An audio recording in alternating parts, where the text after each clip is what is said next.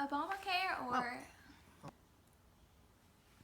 some reasons you should use Obamacare or the Affordable Care Act is that it helps provide insurance for people who can't necessarily afford insurance or who have never been able to have insurance before.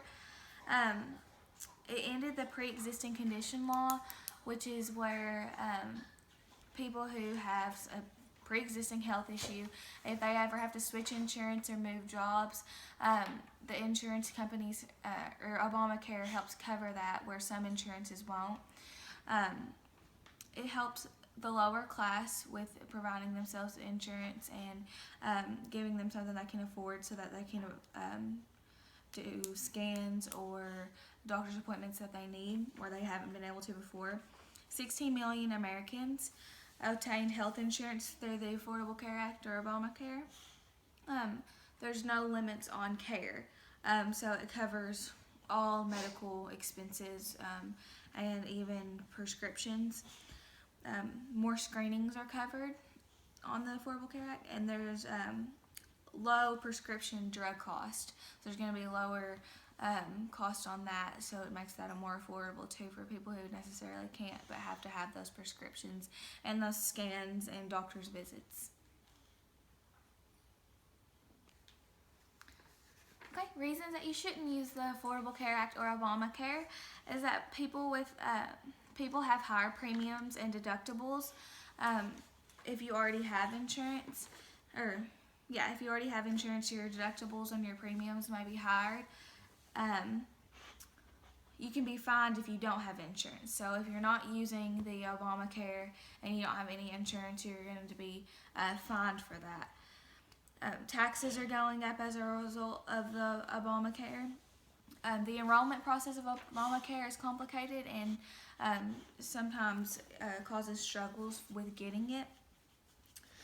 Some businesses are cutting employee hours to avoid covering employees because of the Obamacare now.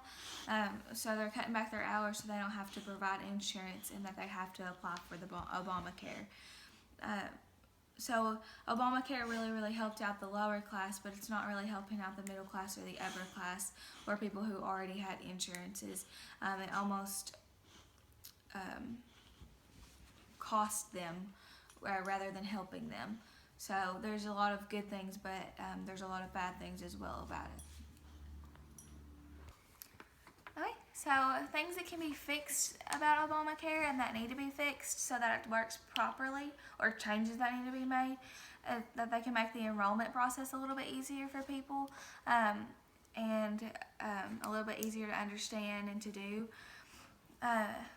They need to make it to where it not only benefits the lower class, but the middle class and the upper class as well, and that it's an equal playing ground for all Americans, and that it helps all Americans and doesn't limit it to a group of people or a class of people.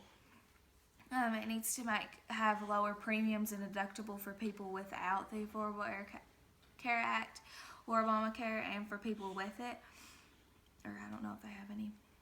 Okay, and it needs to get rid of the taxes for people without insurance or the fines. There's a lot of great things that are about the Obamacare, but a lot of things that need to be fixed and changed. I don't think that Obamacare is necessarily unfixable and that it needs to be got rid of completely, but it needs to be thought about and things need to be changed to benefit everybody and to reach its full potentials.